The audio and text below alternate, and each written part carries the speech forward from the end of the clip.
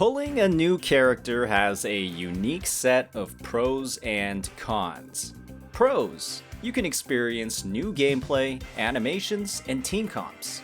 Cons: you actually have to build these characters through their skills, ascension, and perhaps most importantly, their echoes. If a player heads into a new character's release without any preparation at all for what that character needs to thrive, it could take weeks or even months until that new character is actually functional. Luckily, I have a guide for that. With new information released on the attributes and weapon types of Jinhsi and Changli, players can begin building for these characters now. Our focus for today will be simple: how to farm a ton of echoes for these characters without spending a ton of time. Utilizing some of the tips and resources that I've previously mentioned in my other farming video, players with less than an hour to play the game every day can still build up a sizable number of echoes. You just need to know where to go. For these farming routes, we'll be focusing on mobs that can drop elemental attributes for the most likely applicable Sonata sets for the new 1.1 characters Jinhsi and Changli, with the assumption that these characters will take on a main DPS or sub-DPS role across their teams. I'll be prioritizing sets that either maximize their offensive power or increase their supportive ability. This means that the sets that we'll be focusing on will be Celestial Light, the Spectro set, Molten Rift, the Fusion set, and Moonlit Clouds, the sub-DPS set. Our goal is to highlight the areas of the overworld that contain mobs, dropping at least 2 of these Sonata sets, prioritizing routes with the highest enemy density. Farming for multiple Sonata sets at once increases our efficiency dramatically, and if our goal is to farm as many echoes as possible in the least amount of time possible, we'll want to avoid using databank tracking the entire time. Our first route is short and simple, and is easily one of the highest priority routes a player can take in preparation for 1.1's new characters. Located in the Gorge of Spirits, and specifically the sub-locations of Long's Gaze Suburbs and Yemming Slide, this area's largest benefits are a large number of elite or 3-cost enemies and its high mob density. Within this area, players will find mobs like the Fusion Dreadmane, Young Geohide Saurian, Fusion Prism, Spectral Prism, Cruisewing, Boar, Auto Puppet Scout, Rocksteady Guardian, Havoc Dreadmane, and Geohide Saurian. A lot of different mobs for a very small part of the map. As you can see from the Sonata drop tables, the bottom area of the Gorges of Spirits contains all 3 of the aforementioned Sonata sets, with access to both 1 and 3 cost echoes across all of them. Through the usage of the interactive map, I highly suggest the one on wuthering.gg, players can easily find where these spawns are. When approaching this route, I suggest players begin at the southeastern waypoint and travel upwards, clearing all the mobs out until they reach the entrance to Jinzo's bridge. Following that, players should then teleport to the northeastern waypoint and clear mobs until they reach the intersection of the river and the base of that central mountain.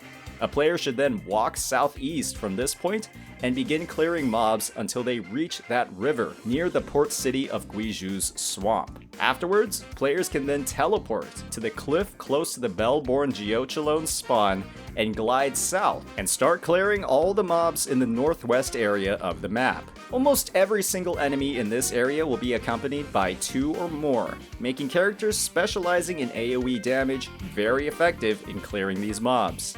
With the need to teleport only 3 times to clear this route, players can minimize all of that time spent in loading screens, while also having access to a huge variety of enemies. The enemies in this area are pretty easy to find with all of the open air and scenery, but if you're getting a bit dizzy looking for the mobs, you can always open up the databank to track one of the monsters that you think you've missed.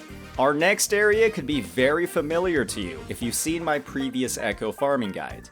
The port city of Guizhou has a completely different set of mobs that also support the Spectro and Fusion sets, while also boasting some of, if not the highest mob density in the game. Within this area, players will find mobs like the Fusion Warrior, Havoc Warrior, Electro Predator, Glacial Predator, Auto Puppet Scout, Rocksteady Guardian, as well as the Dreadmanes and Saurians we previously covered in the Gorges of Spirits.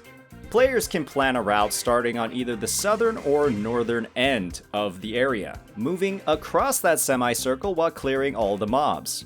The farther out from the port city that players go, the more access players will have to mobs like the Geohide Saurians and the Dreadmanes. The warriors and predators, on the other hand, will be found within the actual city itself. Unlike the Gorges of Spirits, there's almost no need to teleport in this area to clear it effectively, and due to the high mob density, it's again highly recommended to bring that strong AoE damage dealer to lead the farming party here. Our next farming area is within the Desorock highlands. Players will have access to many of the previously mentioned mobs seen in the port city and the Gorges of Spirits, while also adding a large number of cruisewing spawns. Starting off at the beacon directly southwest, players should first clear all of the mobs on a diagonal path northeast past the Tacet Field until they reach the Memphis Arena. Following that, players can then move to the northeastern waypoint and clear all of the mobs to the south and to the west. This northeastern waypoint is also a fantastic spot for quickly farming elites, with access to 5 total elites supporting both these sets in a very short walking distance. However, those looking for specific Sonata sets might not find a huge amount of benefit from farming areas that contain multiple sets. Luckily, I've got routes for those as well. Those focusing on the Fusion set will find a lot of mileage in the Winding Aches' Mire. This area has a huge amount of Havoc and Fusion Dreadmanes, along with a few Geohide Saurian spawns, all very close together. These spawns are also very close to waypoints, with very high mob density. Players lacking Spectro 3 costs can also prioritize the Cyan Feathered Crane and Auto Puppet Scouts in this area as well. On the other hand, players looking to farm out Moonlit Clouds or Spectro pieces should instead return to the Desorock Highland, specifically towards the most northwest waypoint. Players in this area will have access to a massive number of Cruisewings, Zigzags, and Spectro Prisms, along with a few Cyan Feathered Cranes and Stonewall Bracers. A player can then teleport in front of the Impermanence Heron to access even more mobs as they head north. While this route doesn't have the most enemies, all of the mobs are very close together and also extremely fragile, making this route one of the fastest in the game for a daily clear. Hopefully, this overview was helpful in highlighting some of the most efficient and time-saving farming routes in the game.